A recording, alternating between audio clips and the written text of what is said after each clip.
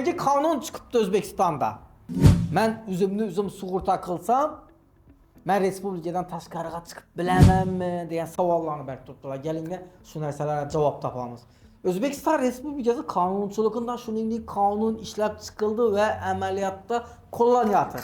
Agar siz haqiqatdan ham alimentdan qarzingiz bo'lib yoki qarzingiz bo'lmasdan siz taqiq qo'yilgan bo'lsa sizga nisbatan, siz O'zbekiston Respublikasi qonunchiligiga muvofiq o'zingizni sug'urta qildirib, ya'ni sug'urta polisi olib, majburiy ijroga ariza bilan murojaat qilib, iltimosnoma bilan men o'zim sug'urta qildirdim.